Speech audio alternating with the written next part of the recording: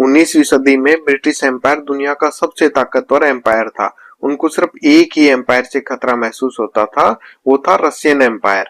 हालांकि ब्रिटिश ने कभी अफगानिस्तान पर रूल नहीं किया, लेकिन उनके और अफगानिस्तान के बीच 3 एंग्लो अफगान वॉर्स हुई थी। ब्रिटेन को जीत जरूर मिलती थी, लेकिन अफगान लोग गुरिल्ला वॉरफेयर में एक्सपर्ट थे, इसलिए उन्होंने कभी अफगानिस्तान पर डायरेक्ट रूल नहीं किया। फिर भी ब्रिटेन का अफगानिस्तान पर अच्छा खासा इन्फ्लुएंस था। ब्रिटेन को रशिया से डर था, इसलिए वो अफगानिस्तान को एक बफर जोन के रूप में रखना चाहते थे। इसीलिए 12 नवंबर 1893 को अफगानिस्तान और ब्रिटिश इंडिया के बीच एक बॉर्डर बनाया गया, जो आज के पाकिस्तान और अफगानिस्तान के बीच में है। ये दुरंद एग्रीमेंट था, जो ब्रिटिश इंडिया के फॉरेन सेक्रेटरी मोर्टिमन दुरंद और अफगानिस्तान के आमिर अब्दुल रहमान खान के बीच हुआ। उस समय ब्रिटिश एम्पायर बहुत पावरफुल था और अपने इन्फ्लुएंस का यूज करते हुए उन्होंने ये बॉर्डर लाइन ड्रॉ करवा ली। लेकिन अफगान लोग इस बॉर्डर से खुश नहीं थे, क्योंकि दुरंद लाइन बिना सोचे समझे बनाई गई थी। लोकल ट्राइब्स का बिल्कुल ध्यान नहीं रखा गया। इस लाइन ने पश्तून ट्राइब्स को 2 हिस्सों में बांट दिया, कुछ पाकिस्तान में, कुछ अफगानिस्तान में। बहुत से पश्तून परिवार, कबीले और गांव 2 देशों में बंट गए, जिससे लोगों में असंतोष बढ़ता गया। ये बाउंड्री नेचुरल या सोशल नहीं थी, बल्कि सिर्फ पॉलिटिकल कन्वीनियंस के लिए बनाई गई थी। ये जो मैप में कलर्ड एरिया है, ये पश्तून ट्राइब्स का है, जो पाकिस्तान और अफगानिस्तान दोनों देशों में है। दुरंद लाइन लगभग 2640 किलोमीटर लंबी है। ये हिंदू कुश माउंटेन से लेकर बलोचिस्तान तक जाती है। इस लाइन ने पश्तून और बलोच ट्राइब्स एरिया को 2 टुकड़ों में बांट दिया। 1947 में पाकिस्तान के बनने के बाद दुरंद लाइन पाकिस्तान को विरासत में मिली, लेकिन अफगानिस्तान ने इसे कभी इंटरनेशनल बाउंड्री के रूप में एक्सेप्ट नहीं किया। जब पाकिस्तान बना तो उसके बाद यूनाइटेड नेशंस में ऑफिशियली मेंबर बनने के लिए वोट लेना जरूरी था। यूएन के सभी एग्जिस्टिंग मेंबर देश यस या नो वोट करते थे, ताकि डिसाइड हो सके कि नए कंट्री को मेंबरशिप मिलनी चाहिए या नहीं। जब ये वोट हुआ तो पूरी दुनिया के सभी देशों ने यस वोट दिया। सिर्फ एक देश ने नो वोट दिया, और वो था अफगानिस्तान। इसके पीछे एक ही मेन इश्यू था, पश्तूनिस्तान और दुरंद लाइन का विवाद। अफगानिस्तान ने कभी दुरंद लाइन को एक्सेप्ट नहीं किया था। 1893 में ब्रिटिश इंडिया और अफगानिस्तान के बीच जो लाइन बनाई गई थी, उसने ब्रिटिश इंडिया के पश्तून एरिया, आज के खैबर पख्तूनवा और बलोचिस्तान के कुछ पार्ट्स को डिवाइड कर दिया था। अफगानिस्तान के लीडर्स का कहना था कि हमारे पश्तून भाइयों को 2 हिस्सों में बांटती है, ये बाउंड्री हम नहीं मानते। उनका मानना था कि जब ब्रिटिश चले गए तो दुरंद लाइन का एग्रीमेंट भी खत्म हो गया। अब पश्तून लोगों को खुद डिसाइड करने दो कि वो पाकिस्तान में रहना चाहते हैं या अलग पश्तूनिस्तान देश बनाना चाहते हैं। 1953 में अफगानिस्तान के किंग जाहिर शाह ने अपने कजिन मोहम्मद दाऊद खान को प्राइम मिनिस्टर बनाया। दाऊद खान ने कंट्री को मॉडर्न और स्ट्रॉन्ग बनाने के लिए सोवियत यूनियन से मदद लेनी स्टार्ट की। यूएसएसआर से रोड्स, डैम्स और मिलिट्री ट्रेनिंग सब ली गई। दाऊद खान काफी एंटी पाकिस्तान लीडर था। इसी दौरान अफगानिस्तान और पाकिस्तान के बीच पश्तूनिस्तान इश्यू और गर्म हो गया। 1961 में तो दोनों देशों के डिप्लोमेटिक रिलेशंस भी तोड़ दिए गए, बॉर्डर बंद कर दिए गए और ट्रेड रुक गया। बाद में 1963 में रिलेशंस तब नॉर्मल हुए जब दाऊद खान ने पीएम पद से रिजाइन कर दिया। उसके बाद जाहिर शाह ने 1964 में एक नया डेमोक्रेटिक कॉन्स्टिट्यूशन बनाया। ये एक कॉन्स्टिट्यूशनल मोनार्की थी, मतलब राजा का सिंबल बना रहा, पर गवर्नमेंट, पार्लियामेंट और पीएम चला रहे थे। इस दौरान पॉलिटिकल पार्टीज भी बनने लगी, यूनिवर्सिटीज और फ्री प्रेस का डेवलपमेंट हुआ और वुमेन को वोटिंग राइट्स मिले। जुलाई 1973 में जब जाहिर शाह इटली में ट्रीटमेंट के लिए गया था, तब दाऊद खान ने मिलिट्री कू कर दिया और मोनार्की खत्म कर दी गई और अफगानिस्तान को रिपब्लिक डिक्लेयर कर दिया। दाऊद खान फिर से पश्तूनिस्तान और बलूचिस्तान इश्यू उठाने लगा। उस वक्त पाकिस्तान में जुल्फिकर अली भुट्टो पीएम था। भुट्टो ने रिएक्शन में अफगान इस्लामिस्ट ग्रुप्स जैसे गुलबुद्दीन हेकमतयार, बुरहानुद्दीन रब्बानी और कुछ और जिहादी लीडर्स को सपोर्ट करना स्टार्ट किया।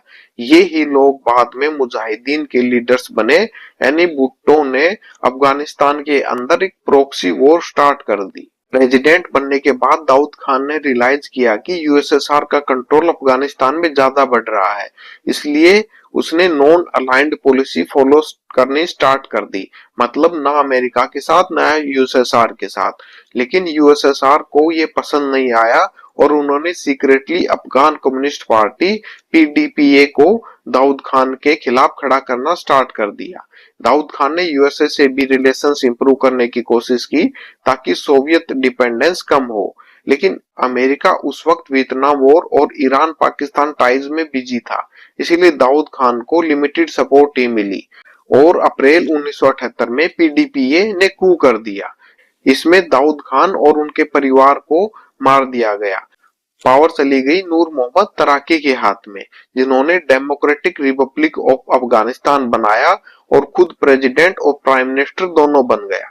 तराकी ने कम्युनिस्ट आइडियोलॉजी को फोर्सफुली लागू करना स्टार्ट किया।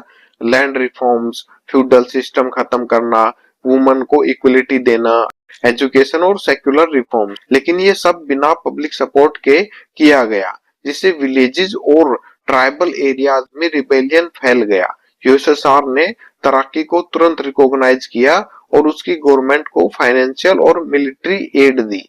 लेकिन तराकी और उसके डेप्यूटी हिफिजुल्लाह आमीन के बीच पावर स्ट्रगल होना स्टार्ट हो गया।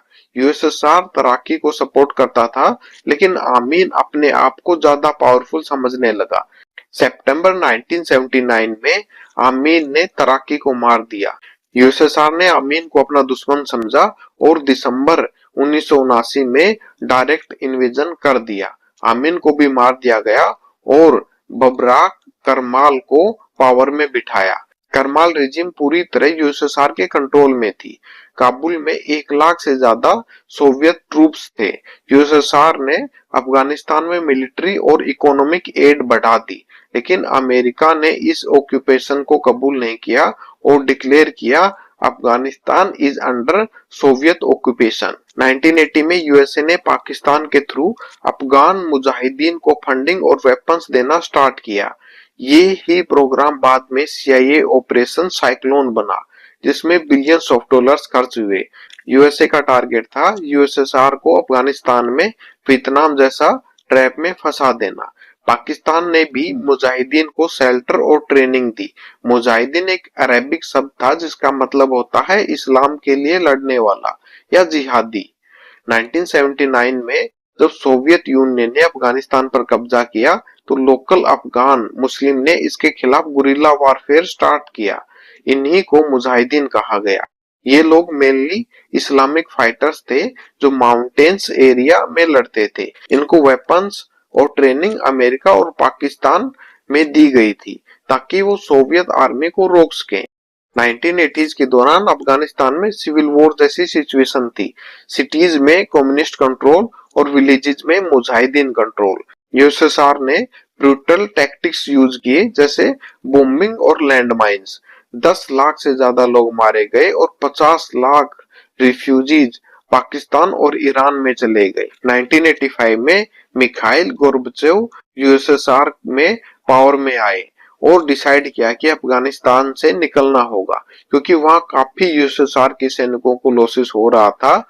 और 1986 में बबराक करमाल को हटाकर डॉक्टर नजीबुल्लाह को प्रेसिडेंट बना दिया गया। 15 फरवरी 1989 को यूएसएसआर ने अपनी आर्मी वापस बुला ली और नजीबुल्लाह की सरकार अकेली बच गई। लेकिन यूएसएसआर से उसे वेपन्स और मनी मिलता रहा।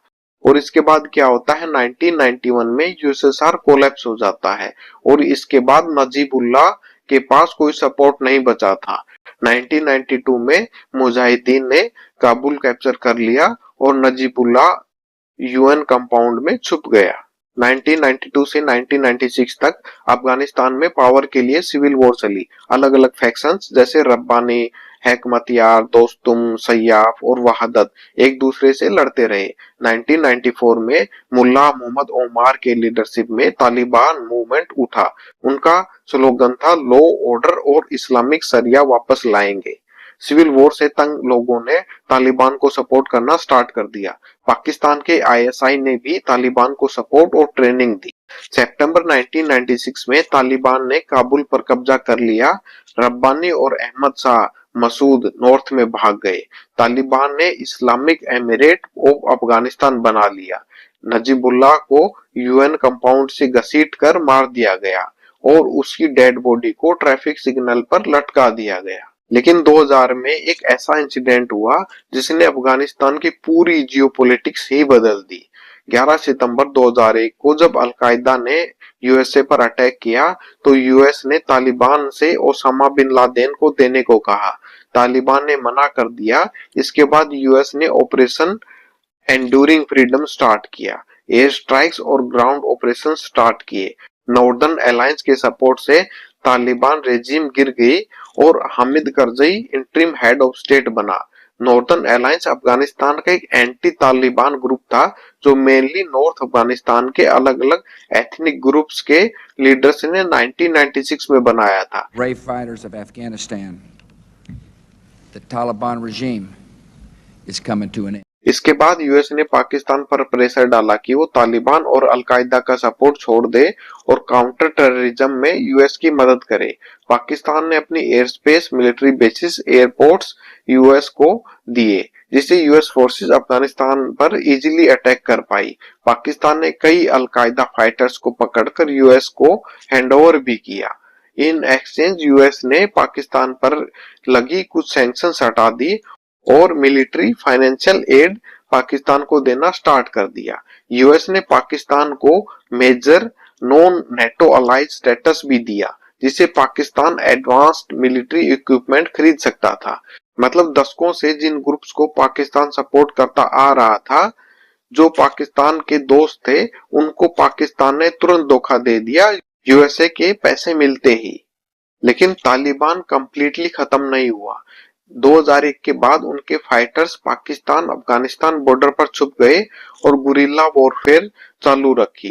2004 में करजई अफगानिस्तान के पहले इलेक्टेड प्रेसिडेंट बने, पर करप्शन और तालिबान इंसर्जेंसी दोनों बढ़ते गए। तालिबान गुरिल्ला वॉरफेयर करते थे। 2014 के बाद यूएस ने अपनी ज्यादा ट्रूप्स वहां से निकाल ली, सिर्फ लिमिटेड सोल्जर्स ट्रेनिंग के लिए ही छोड़े। फिर 2021 में प्रेसिडेंट बने जो बाइडन। उन्होंने अनाउंस किया कि 11 सितंबर 2021 तक सब अमेरिकन ट्रूप्स वापस बुला लिए जाएंगे। ये सुनते ही तालिबान ने full fledged military campaign start कर दिया। सिर्फ 3 महीने में ही 34 में से 33 प्रोविंसेस कैप्चर कर लिए। फिर 15 अगस्त 2021 को काबुल बिना लड़ाई के ही गिर गया।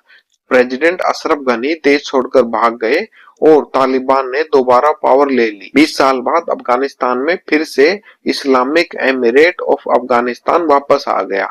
तालिबान को अफगानिस्तान में पावर में लाने के लिए पाकिस्तान ने उन्हें पहले काफी सपोर्ट दिया था। ऐसा कहा जाता है कि पाकिस्तान की गवर्नमेंट और मिलिट्री एस्टेब्लिशमेंट का मानना था कि अगर अफगानिस्तान में तालिबान की सरकार बन जाती है तो उनके साथ उनके रीजनल इंटरेस्ट में काम कर सकेगी, खासकर इंडिया के खिलाफ स्ट्रेटेजिक डेप्थ बढ़ा सकेगी। जैसे अफगानिस्तान में तालिबान है, वैसे ही पाकिस्तान के अंदर एक ग्रुप है जिसे तहरीक-ए-तालिबान पाकिस्तान यानी टीटीपी कहते हैं।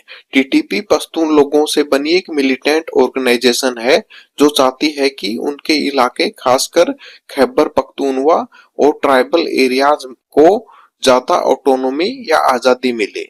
उनका कहना है कि पाकिस्तानी गवर्नमेंट उन पर जबरदस्ती रूल करती है, इसलिए वो पाकिस्तान के खिलाफ जंग लड़ रहे हैं। इसी वजह से टीटीपी और पाकिस्तान आर्मी के बीच लगातार लड़ाई होती रहती है। पाकिस्तानी आर्मी का कहना है कि टीटीपी के फाइटर्स पाकिस्तान में अटैक करते हैं और फिर अफगानिस्तान के अंदर छुप जाते हैं। इसलिए पाकिस्तान ने कई बार अफगानिस्तान के बॉर्डर एरियाज में एयर स्ट्राइक्स किए हैं। पाकिस्तान कहता है कि उनका निशाना मिलिटेंट्स होते हैं, लेकिन मारे जाते हैं आम लोग भी। 18 अक्टूबर 2025 को तो पाकिस्तानी एयर स्ट्राइक में 3 यंग क्लब क्रिकेटर भी मारे गए। अफगानिस्तान के पास अभी कोई स्ट्रॉन्ग एयरफोर्स या मॉडर्न डिफेंस सिस्टम नहीं है, क्योंकि 2021 के बाद उनका मिलिट्री स्ट्रक्चर कोलैप्स हो गया था। इसलिए वो पाकिस्तानी एयरफोर्स के अटैक को डिफेंड नहीं कर सकते हैं। इसी वजह से दोनों देशों के बीच दुश्मनी और भरोसा दिन ब दिन कम होता जा रहा है। इसलिए पश्तून लोगों में पाकिस्तान के खिलाफ नफरत बढ़ती जा रही है। पाकिस्तान का खैबर पख्तूनवा रीजन काफी सेंसिटिव है। यहाँ कई एरियाज ऐसे भी हैं जहाँ पाकिस्तानी आर्मी का पूरा कंट्रोल नहीं है। इस रीजन में कब और कहाँ अटैक हो जाए किसी को कुछ नहीं पता। यहाँ लोकल लोग पश्तून आइडेंटिटी और राइट्स के लिए भी आवाज उठाते रहते हैं। पाकिस्तान का एक और प्रोविंस है बलोचिस्तान। ये भी एक अलग तरह के मूवमेंट से गुजर रहा है। बलोच लोगों का कहना है कि पाकिस्तान गवर्नमेंट उनके रिसोर्सेज जैसे गैस, मिनरल्स और पोर्ट्स को लूट रही है और डेवलपमेंट के नाम पर उन्हें कुछ नहीं मिलता है। जो इनकम जनरेट होती है बलोचिस्तान से वो पंजाब रीजन में लगा दी जाती है। इसी वजह से यहाँ बलोच इंसर्जेंट ग्रुप्स का वजूद है, जिसे बलोच लिबरेशन आर्मी BLA के नाम से जानते हैं। ये ग्रुप्स पाकिस्तानी आर्मी पर अटैक करते हैं और कुछ रीजन्स में उनका अपना कंट्रोल भी है। बलोच मिलिटेंट्स चाइनीज इन्वेस्टमेंट के भी खिलाफ है। उनका कहना है कि ये प्रोजेक्ट्स उनके नेचुरल रिसोर्सेज को चाइना और पाकिस्तान के बीच में बांट रहे हैं, इसलिए वो चाइनीज इंजीनियर्स और वर्कर्स पर भी अटैक करते रहते हैं। बलोचिस्तान में कई ह्यूमन राइट्स रिपोर्ट्स में ये कहा गया है कि जो लोग पाकिस्तान आर्मी के खिलाफ आवाज उठाते हैं उन्हें मिसिंग पर्सन बना दिया जाता है। मतलब उन्हें उठाकर ले जाया जाता है और फिर कभी वापस नहीं दिखते हैं वो लोग। Amnesty international human rights watch की रिपोर्ट के अकॉर्डिंग 3000 से ज्यादा लोग खैबर पख्तूनवा और 2000 से ज्यादा लोग बलूचिस्तान से मिसिंग है। इसी वजह से लोगों में गुस्सा और निराशा दोनों बढ़ रहे हैं और अलग होकर आजाद देश बनाने की मांग बढ़ती जा रही है। बलूचिस्तान और खैबर पख्तूनवा के लोगों के अकॉर्डिंग यहाँ के इलेक्शंस भी रिग्ड होते हैं। वो लोग विरोध भी करते हैं, लेकिन उनकी आवाज फोर्सफुली दबा दी जाती है। अब क्वेश्चन ये है कि ये दोनों रीजन क्या कभी अलग हो पाएंगे? अगर हम इतिहास देखते हैं तो कोई भी पावर जबरदस्ती लंबे समय तक किसी कम्युनिटी को कंट्रोल नहीं कर सकती। पश्तून और बलोच दोनों रीजन्स में लोकल लोग अपनी आइडेंटिटी, रिसोर्सेज और इंसाफ के लिए लड़ रहे हैं। इसलिए एनालिस्ट्स का मानना है कि अगर ये हालात ऐसे ही रहे तो एक दिन ये रीजन्स पाकिस्तान के लिए और ज्यादा पॉलिटिकल और सिक्योरिटी क्राइसिस ला सकता है। लेकिन साथ ही ये सब डिपेंड करता है पाकिस्तान की internal politics, military control, regional diplomacy और USA के सपोर्ट पर भी।